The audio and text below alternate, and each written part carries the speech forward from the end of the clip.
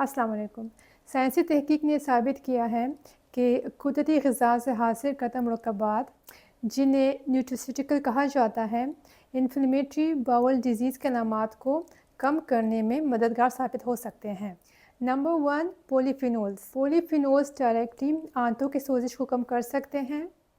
یہ سوزش کے سگنلز بھیجنے والے راستے کو کنٹرول میں کرتے ہیں تاکہ مدافعتی نظام کا رد عمل کم ہو سکے۔ ریسویٹرول، جو کہ انگور میں پایا جاتا ہے، سوزش کو اور آکسیڈیٹو سٹریس کو کم کرنے کی صلاحیت رکھتا ہے۔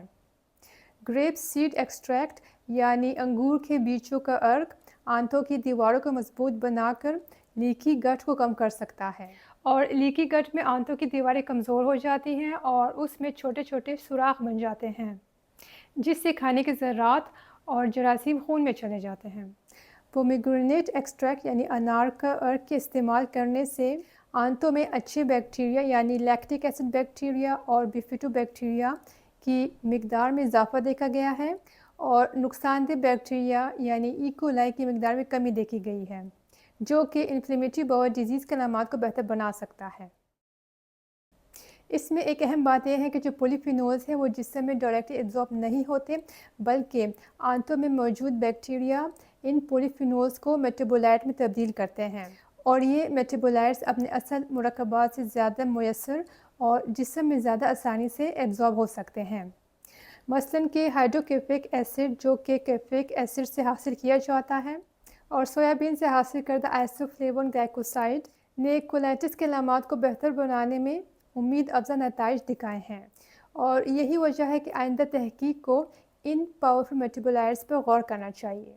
انفلیمیٹری باؤل ڈیزیز میں جو روایتی ادویات استعمال کیے جاتے ہیں وہ پورے جسم پر اثر ڈالتے ہیں، جس سے سائیڈ ایفیکٹس کا رسک بھی بڑھتا ہے، لیکن اگر ہم علاج کو ڈائریکٹلی متاثرہ حصے تک پہنچا سکے تو یہاں پر نینو کیریئرز کا کردار آتا ہے۔ سائنسدان اب پولیفینولز کو ان چھوٹے ذرات کے ساتھ ملا کر مخصوص جگہ تک پہنچانے کی کوشش کر رہے ہیں، مثلاً کہ کرکیومن کو لپڈ نینو کیریئرز کے ساتھ شامل کر کے جب کولائٹس کے اینیمل ماڈلز پر استعمال کیا گیا تو ان میں سوزش کم کرنے کے بہتر نتائج سامنے آئے ہیں، اور کرکیومن ہلدی میں پایا جاتا ہے۔ Number 2، fibre. فائبر کاربوہائیڈریٹ کی قسم ہے جو نہ جسم میں ہضم ہوتا ہے اور نہ ایبزارب ہوتا ہے، اور یہ پودوں سے حاصل کردہ غذاؤں میں پایا جاتا ہے، جیسے پھل، سبزیاں، دالیں، لوبیا اور اناج، اور فائبر سپلیمنٹس کی فارم میں بھی دستیاب ہیں۔ تو فائبر کے دو بنیادی اقسام ہیں، سولیبل فائبر اور انسولیبل فائبر۔ سولیبل فائبر پانی میں حل ہوتا ہے اور آنتوں میں موجود بیکٹیریا اس کو فرمنٹ کرتے ہیں، اور یہ دلیا، جو اور مختلف قسم کے پھلوں میں شامل ہیں۔ اور انسولیبل فائبر پانی میں حل نہیں ہوتا اور یہ آنتوں میں دیگر مواد کے ساتھ بائنڈ کر کے فضلہ بناتا ہے تاکہ پخانہ آسانی سے ہو سکے۔ تو جب آنتوں میں موجود بیکٹیریا ان فائبرز کو فرمنٹ کرتے ہیں تو یہ طاقتور مرکبات جنہیں شارٹ چین فیٹی ایسڈز کہا جاتا ہے وہ بناتے ہیں، اور ان میں ایسیٹیٹ، پروپیونیٹ اور بیوٹیریٹ تین اہم شارٹ چین فیٹی ایسڈز ہیں۔ بیوٹیریٹ آنتوں کی خلیوں کے لیے فیول کا کام کرتے ہیں، اور یہ حفاظتی بلغم بنانے میں مدد کرتا ہے۔ یہ آنتوں کی حفاظتی دیوار کو برقرار رکھنے اور لیکی گٹ کو کم کر سکتا ہے، اور زخم بڑھنے میں بھی مثبت کردار ادا کرتا ہے۔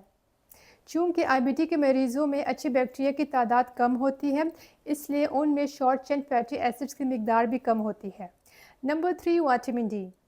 وٹامن ڈی جسم میں ایک خاص ساتھی جس کو وٹامن ڈی ریسیپٹرز کہا جاتا ہے، اس کے ساتھ مل کر ایک مخصوص جین کو کنٹرول کرتا ہے۔ جب کوئی نقصان دہ بیکٹیریا آنتوں کی دیواروں کو توڑنے کی کوشش کرتا ہے تو یہ کپل امیون سسٹم کو ایکٹیویٹ کرتا ہے تاکہ حملہ اور بیکٹیریا کو ختم کر سکے، اور اگر امیون سسٹم حد سے زیادہ رد عمل دکھاتا ہے تو یہ کپل اسے کنٹرول کرنے میں بھی مدد کرتا ہے۔ تو وٹامن ڈی آنتوں کے خلیات کے درمیان ٹائٹ جنکشنز کو مضبوط کرتا ہے، جس سے لیکی گٹ جیسے مسائل سے بچا جا سکتا ہے، اور یہ جسم میں جراثیم سے لڑنے والے مادوں کی پیداوار کو بھی بڑھاتا ہے، جس سے انفیکشن کے چانسز کم ہوتے ہیں اور سوزش میں بھی کمی ہوتی ہے۔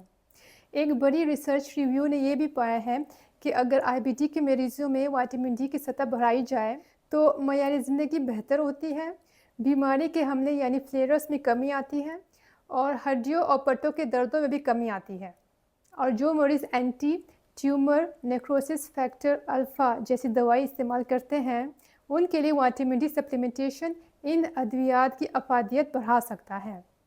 اور وائٹامن ڈی بچوں میں انفلیمیٹری باؤل ڈیزیز کے ساتھ منسلک خون کی کمی کے خطرے کو بھی کم کر سکتا ہے۔ یہ خاص طور پر بڑھتے ہوئے بچوں کے لیے اہم ہے جو کہ دائمی بیماری کا سامنا کر رہے ہیں۔ Number 4 omega 3 fatty acids. تو اومیگا 3 فیٹی ایسڈز ان صحت مند فیٹس میں آتے ہیں جن کو پولی انسیچوریٹڈ فیٹی ایسڈز کہا جاتا ہے، اور اس کے دو اقسام ہیں، اومیگا 3 فیٹی ایسڈز اور omega 6 fatty acids. Omega 3 fatty fish یعنی سیلمن، سارڈینز اور اخروٹ اور السی کے بیچوں میں پایا جاتا ہے۔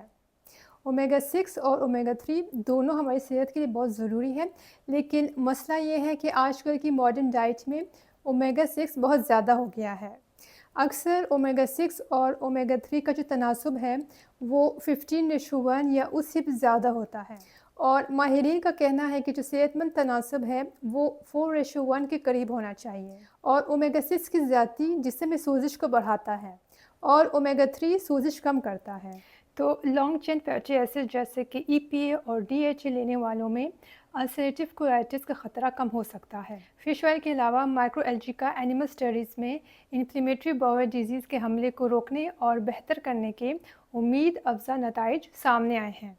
اور کریل آئل میں اومیگا 3 کے علاوہ ایسٹازینتھن ہوتا ہے جو ایک پاورفل اینٹی آکسیڈنٹ ہے، اور کریل آئل فش آئل کے مقابلے میں زیادہ مؤثر طریقے سے ابزارب ہوتا ہے۔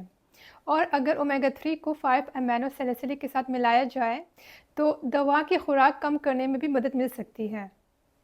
اور جو مریض شدید آئی بی ڈی کی وجہ سے آئی بی نیوٹریشن پر ہوتے ہیں ان کے غذائی پلان میں اومیگا 3 کا اضافہ کرنے سے سوزش کم ہوتی ہے، یہ جگر کو نقصان سے بچاتا ہے اور فلیئر اپس کے دوران صحت یابی میں مدد کرتا ہے۔ نمبر 5 پہ بایو ایکٹیو پیپٹائڈز ہیں۔ تو یہ بایو ایکٹیو پیپٹائڈز چھوٹے پروٹین کے ذرات ہوتے ہیں جو کہ مختلف غذاؤں میں پائے جاتے ہیں، اور یہ آنتوں کی صحت بہتر کرنے میں مددگار سمجھے جاتے ہیں۔ بیٹا کیسین نامی پروٹین جو کہ گائے کے دودھ میں پایا جاتا ہے، یہ آنتوں کے خلیوں میں موجود گوبلر سیلز کو حفاظتی میوکس بنانے پر اکساتا ہے۔ دہی اور گائے کے کولسٹرم سے حاصل کردہ پیپٹائڈز بھی آنتوں کی خلیوں کی نشوونما میں مدد دیتے ہیں۔ یہاں تک کہ فرمنٹڈ ملک سے حاصل کردہ پیپٹائڈز سوزش کو کم کرنے میں مددگار ثابت ہوئے ہیں۔ بھینس کے دودھ سے حاصل کردہ پیپٹائڈز یہ آنتوں کے بیریئر کو محفوظ رکھتا ہے اور لیکی گٹ کو کم کرتا ہے۔ اور سویابین سے حاصل کردہ مخصوص پیپٹائڈز نے بھی اینیمل اسٹڈیز میں سوزش کم کرنے کی خصوصیات ظاہر کیے ہیں۔ سنبیوٹکس جو کہ پری بایوٹکس اور پرو بایوٹکس کا کمبینیشن ہے نے اینیمل اسٹڈیز میں بیماری کی شدت میں کمی دیکھی گئی ہے۔ انڈے کے چھلکے سے نکالا گیا عرق اینٹی آکسیڈنٹ اثرات رکھتا ہے اور سوزش بڑھانے والے مارکرز کو بھی یہ کم کرتا ہے۔ اگرچہ یہ بایو ایکٹیو پیپٹائڈز آئی بی ٹی کے امراض میں امید کی کرن بن سکتے ہیں، لیکن مسئلہ یہ ہے کہ یہ جسم میں جلدی ٹوٹ جاتا ہے جس سے ان کا استعمال محدود ہو جاتا ہے۔ لیکن اب سائنسدان سٹیبل ورژن بنا رہے ہیں، مثلاً کہ سائکلک پیپٹائڈز جو زیادہ مضبوط ہوتے ہیں اور آئی بی ٹی کے علامات کو کم کرنے میں مؤثر ثابت ہوئے ہیں۔ اگر آپ نے انفلیمیٹری باؤل ڈیزیز کے لیے کچھ نیوٹراسیوٹیکلز استعمال کیے ہیں تو کمنٹ سیکشن میں ضرور شیئر کریں۔ یاد رکھیں کہ کوئی بھی نیوٹراسیوٹیکل استعمال کرنے سے پہلے اپنے ڈاکٹر سے ضرور مشورہ کریں۔ آپ سے اگلی ویڈیو میں ملاقات ہوتی ہے، اپنا خیال رکھیے گا۔ اللہ حافظ۔